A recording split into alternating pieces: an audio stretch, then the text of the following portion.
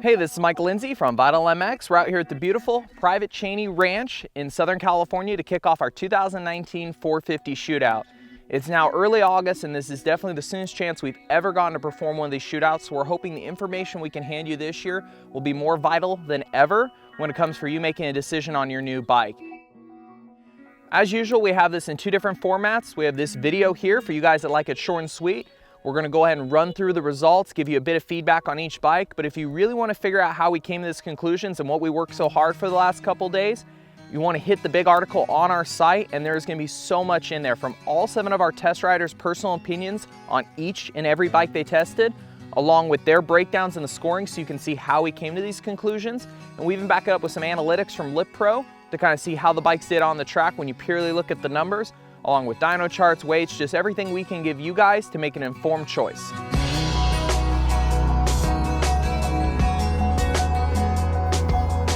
So getting right into the results, we have the Suzuki RM-Z450 in 6th place. This is where the bike finished last year, even with a ton of updates, and with only suspension clickers really changed for 2019, this is about what we expected going into it.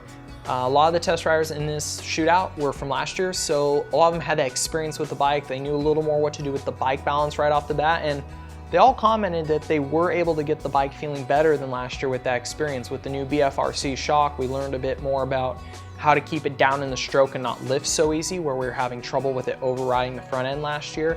Once we really got that balance, running a high 110mm sag and really just trying to get that rear end to settle and the front end up in the stroke, a lot of guys were able to set some better lap times on it than they were last year, but everybody just commented that it took a lot of energy to accomplish, more so than anything else in the test.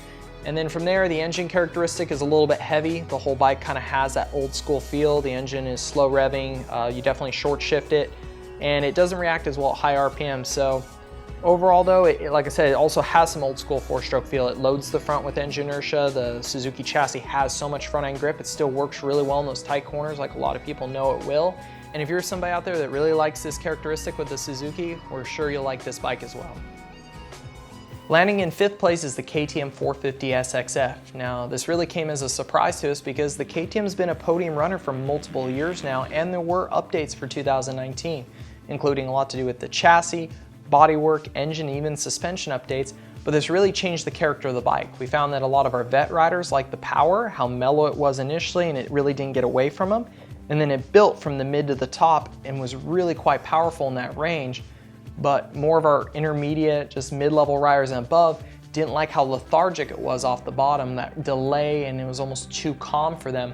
And at times when the power is too calm or not connected enough feeling to the rider, it can almost make the bike feel heavy because you can't use the power to make the bike react how you want. And those were the comments we were getting back.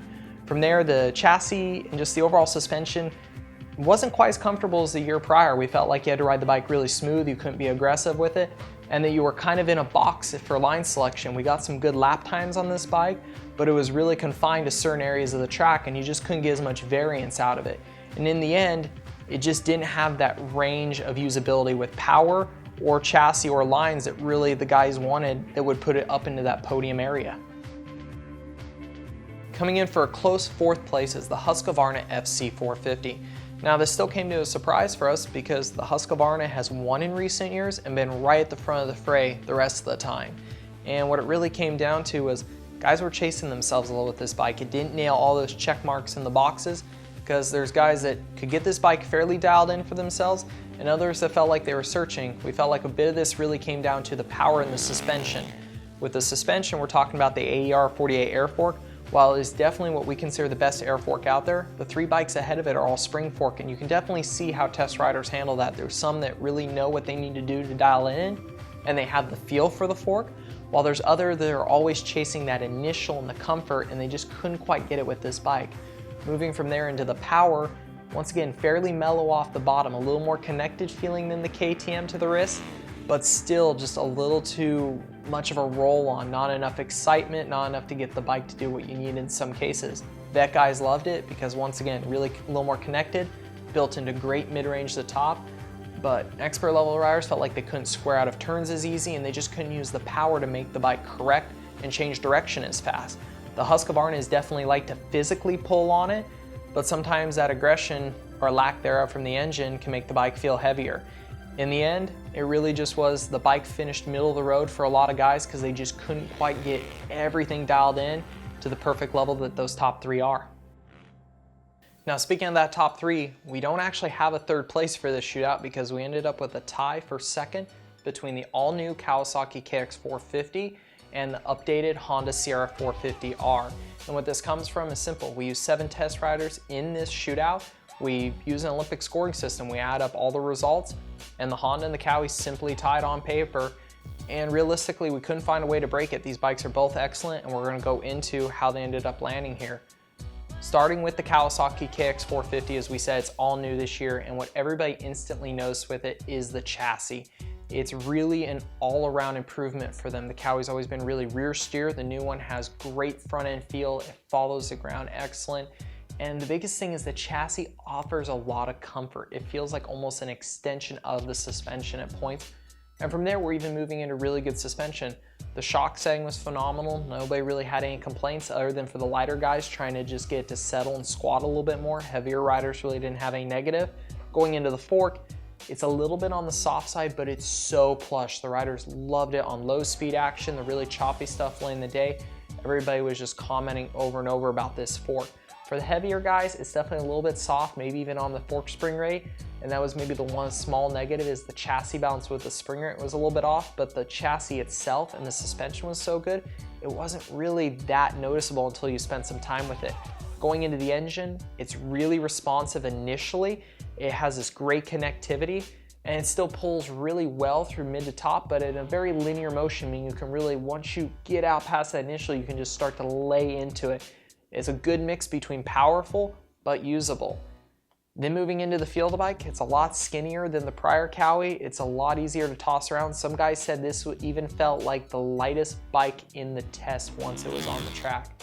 And really what kept it off that top spot, just the tiniest little things from the overall feel of the bar bend to just chasing that fork setting for some of the bigger guys. It's right there, just right on the cusp. Now we're talking about the bike that tied the Kawi for second, the updated Honda CRF450. As we said, there are some updates and they're very noticeable. For 2019, the frame has changed from the bottom half of the spars into the swing arm and it's more rigid. While that may sound bad at first, it was actually quite great on the track. It really balances out the handling characteristic. The Honda has been really a front steer the last couple years, and the changes of the frame really allow you to carry that rear around a little bit better. It doesn't wallow around in the rear, doesn't twist. It's a little bit stiffer and it feels more planted, giving a rider a bit more options when it comes to getting this bike around the track. The power is very responsive. It has a lot of bark and it's very playful feeling. A few riders are playing with the mapping on this bike from the smoother to the aggressive map, just really trying to find what they want to dial in it, and gives a lot of options at that. From there, just guys say it, something about sitting on a Honda. Their ergos are really spot on. They went to a little bit lower bar bend this year, and it really, even from our tallest to our shortest guys, they felt like they got on it and there wasn't a lot of adjustments needed and the cockpit was pretty open and free for them.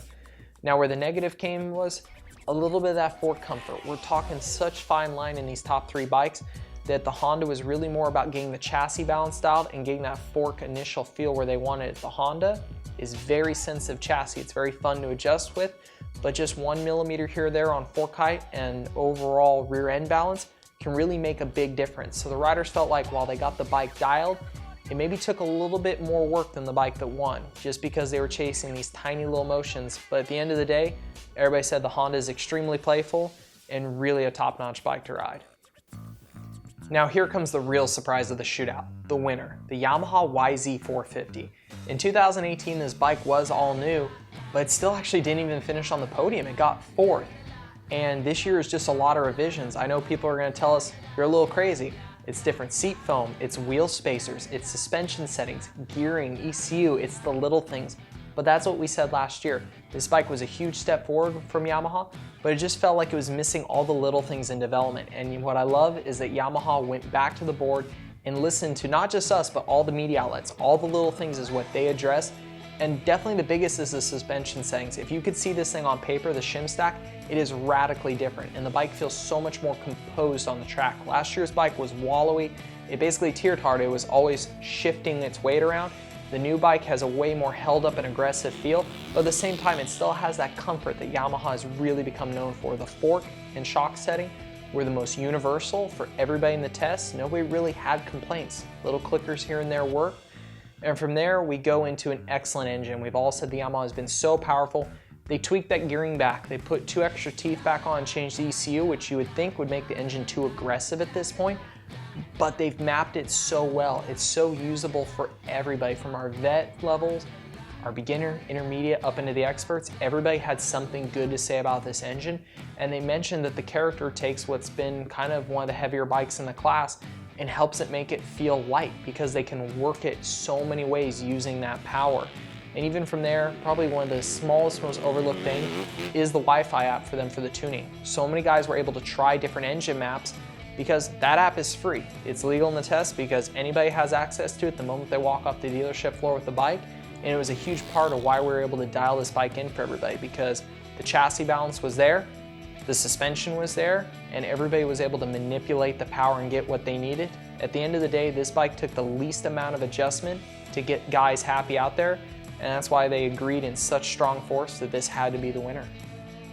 Every one of our test riders said it. This is the hardest shootout they've ever had to score, and if you've been keeping track of those scores, the top 3 are really close. While we definitely recommend the Yamaha this year because we think it will reach the most wide range of riders, we do know that everybody out there is looking for something a little bit specific. If you jump on VitalMX.com, you're going to find a huge article breakdown with all of our test riders' opinions and everything they thought of every one of these bikes.